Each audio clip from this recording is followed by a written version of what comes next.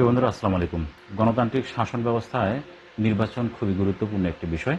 নির্বাচন যখনই আসে তখনই ভোটের বিষয়টি আমাদের সামনে এসে যায়।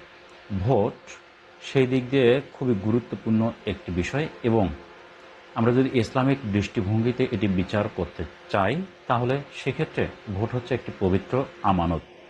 আর আমানত কোথায় গচ্ছিত রাখতে হয়, কাকে দিতে হয়, সে সম্পর্কে কিন্তু স্বাভাবিক একটি নলেজ বা জ্ঞান আমাদের আছে। তো যাক, সেই দিকে আমরা যাচ্ছি না। তো ভোট যেহেতু একটি পবিত্র আমানত, সেক্ষেত্রে অবশ্যই ভোট এমন ব্যক্তিকে দিতে হবে যাতে সেই ভোটের দ্বারা সেই ব্যক্তি নির্বাচিত হয়ে ক্ষমতার অপব্যবহার না করতে পারে কিংবা খারাপ কাজ করতে না পারে। মূলত ভোটের যে বিষয়টি আমাদের সামনে আসে সেটি হলো যে ভোট আমরা তখনই দেই যখন আমাদের অধিকারের বিষয় আসে। এক সেন্সে অধিকার আদায়ের ক্ষেত্রে ভোট হলো খুবই গুরুত্বপূর্ণ একটি বিষয়।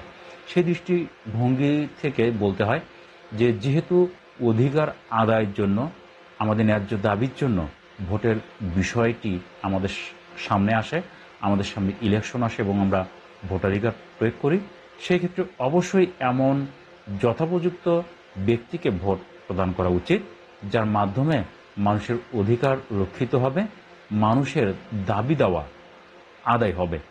তো সেই দৃষ্টিকোণ থেকেই কিন্তু আমাদের ভোটাধিকার প্রয়োগ করা উচিত।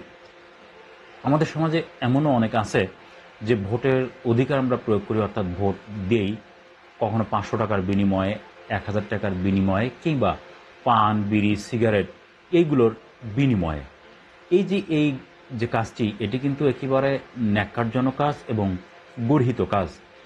এর মাধ্যমে যদি আপনি আপনার ভোটাধিকার প্রয়োগ করেন তাহলে কখনোই কোনোভাবেই একজন ভালো লোককে আপনি ভোটাধিকার প্রয়োগ করতে পারবেন না কিংবা পাচ্ছেন না। দেখুন, ভোটের এই যে বিষয়টি আমরা যে কথা বলছি যে ভোট আপনি কাকে দিবেন, তো সেই ক্ষেত্রে আপনি যদি কারো কাছে কোনো কিছু নেওয়ার বিনিময়ে ভোট দেন, সেটা পান, বিড়ি, সিগারেট কিংবা নগদ অর্থ কিংবা উপঢৌকন, যা কিছুর বিনিময় হোক না কেন, আপনি যদি কাউকে ভোট দেন, আপনি তো গর্হিত কাজ করছেন, তো করছেনই।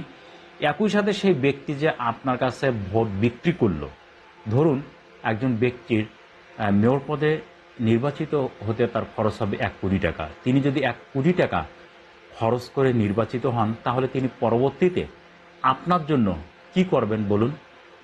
আপনার জন্য যদি তিনি কাজ করতে চান বা যান, তাহলে সেই ক্ষেত্রে তিনি কি টাকা ছাড়া কাজ করতে পারবেন? একই সাথে আপনি কোন মুখ নিয়ে তার কাছে আপনার অধিকার নিয়ে যাবেন? আপনি যদি তার কাছে যে কোনো একটা কাজের জন্য যান, কোনো বিপদ আপদে পড়লে যান, তিনি কি আপনাকে টাকা ছাড়াই ছেড়ে দেবেন?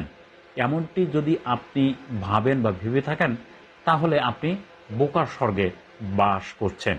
তো এই ক্ষেত্রে কথা খুবই সুস্পষ্ট যে ভোটাধিকার প্রয়োগ করতে হবে নির্লিপ্তভাবে, কোনো কিছুর বিনিময়ে এর মাধ্যমে নয়। ভোটটা একদম যথাযোগ্য, সৎ, যোগ্য নেতৃত্বকে কিন্তু ভোটটা প্রয়োগ করতে হবে।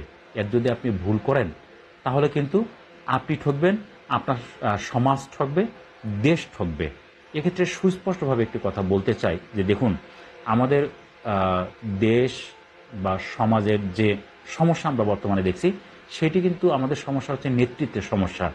আমাদের সমাজ এবং রাষ্ট্রে যদি যোগ্য নেতৃত্ব থাকতো, সৎ, আল্লাভীরু, খোদাভীরু নেতৃত্ব থাকতো, তাহলে কিন্তু কখনোই আমরা যে দুরাচার, অনাচার, দুর্নীতি, অনিয়ম, অর্থ পাচার, ব্যাংক লুট এগুলো দেখছি, এগুলো কিন্তু কখনোই হতো না।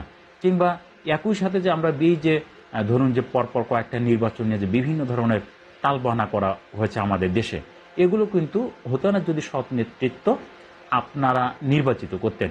তো সঙ্গত কারণেই এই বিষয়টি খুবই গুরুত্বপূর্ণ যে ভোটাধিকার প্রয়োগের ক্ষেত্রে অবশ্যই সৎ, যোগ্য মানুষকে ভোট প্রয়োগ করতে হবে এবং ভোট কখনোই বিক্রি করা যাবে না।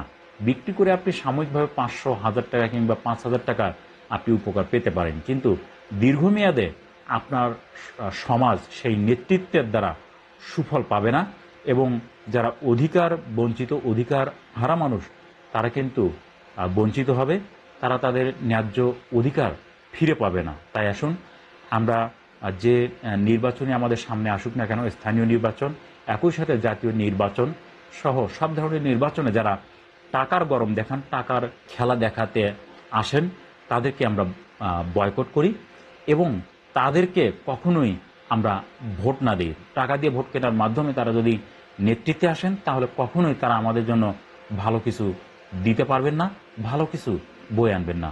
সবাইকে ধন্যবাদ।